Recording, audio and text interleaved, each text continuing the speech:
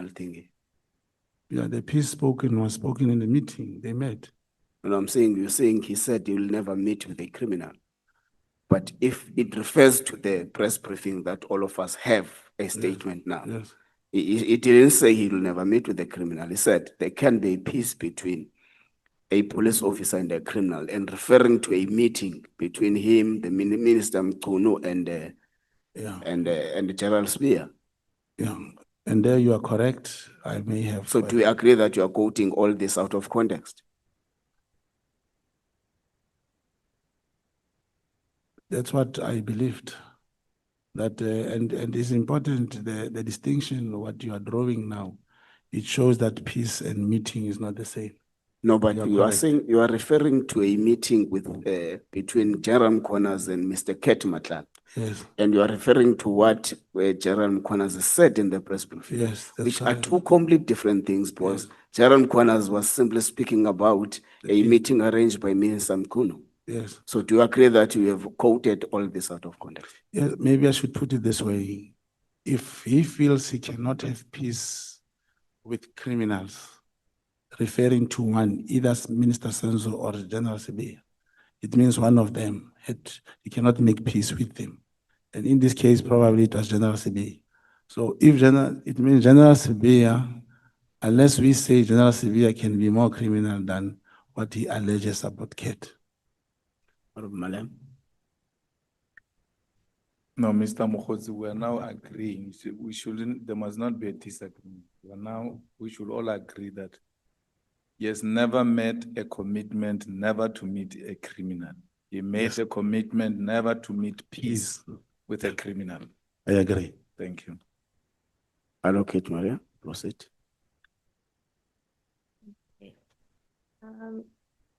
Mr. Mogotsi, I then would like to move on to, I mean, you deal with, in paragraph 32, with your meeting, I mean, with the calls that you received from Mr. Matlala. Now, later in your statement, you deal with your relationships and interactions with Mr. Matlala, and I'd like to come back to that paragraph 32 when we deal with Mr. Matlala later on in your statement. In paragraph 39, you refer to General Mkonazi and Minister Becky Kele, and that they were involved in a tender that was awarded to Magma Security. And at this point, I just want to note that you've been saying in your statement that you've been conducting a number of operations in relation to General Mkonazi. And when you refer to these operations, you refer to, I've learned this and I've learned that. But it's not quite clear where this is going and how this investigation is going in relation to these different aspects that you seem to be learning about. Are there real investigations being conducted, and where's the information, the real sort of evidence that can corroborate these learnings that you've acquired through your investigations with on General Mkonazi? But speak to us about paragraph 39 when you refer to this Magma Security. Was there an investigation conducted in relation to any irregularity about the security company, or is it just another learning curve? Okay. Where I use the word I have learned, mostly I'm referring to the information that I have. And I also realized, I don't know if Chair will, in paragraph 39, sentence number 3, where I talk about Magma Security. There, remember we're doing this virtual, I was saying may have conducted the downloading mirrors. May it be rectified, please. Yes, there's a company by the name of Magma in KZN. And there is, of course, a litigation and of another company that is fighting for the same tender in KZN about Magma.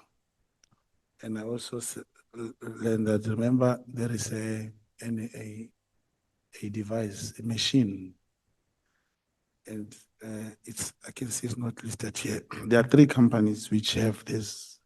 It's called Cellbrite. Cellbrite.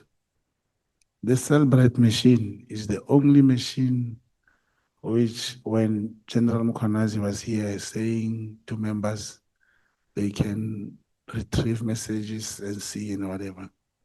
So with the information I have, you know, in South African Police Service, Yotli, the entire, there's no one who's able to use that machine.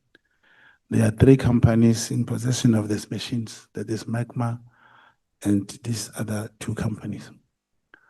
Now, because of the relationship Magma has with General Mukhonazi, that's where the suspicion is thrown that it was actually used to, even all these messages about Cat, Mamang and Mama, it is this company that has done that thing.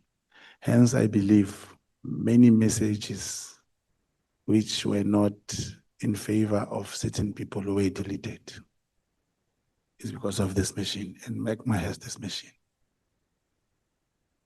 But you have no proof of the allegations made in paragraph 39. As I said, I'll give information, and the committees here, I did the same with Matlanga. Information I give, I must probably be told, right, bring us people to corroborate this, what you are saying, so that that corroboration can convert the information I have to the evidence that you want here. And those people that you're referring to in relation to these investigations that you've conducted and that they would be able to come and corroborate, what are they currently doing with this They are police. information? They are police officers. No, but my question is, what are they currently doing with this with the information? Because these allegations are serious and everybody's sitting on it and you're saying you're learning from it, but what is happening in respect of these serious allegations that you're making? Yeah, you see, there is something that probably I can quote. I was so happy to see it being mentioned by the chairperson of the committee about these mafias who are not dangerous but invincible because they are running government. It's a similar thing about cases which are open. The case that led to the arrest of Lieutenant General Kumalo, Lekalakala, Lushaba, and those generals, it was opened 2 times. They could not be arrested. It was by luck that the matter was then, through a certain referral to IDEC, the matter was then investigated and they were arrested. You could still ask a question, if they were able to be arrested by IDEC, why were they not arrested when the matter was open in Cape Town or Soweto? It's because somebody must say yes. If I give you a proof that a property has been bought for 22 million, it's not in the name of the state. If it is on the name, probably it was changed.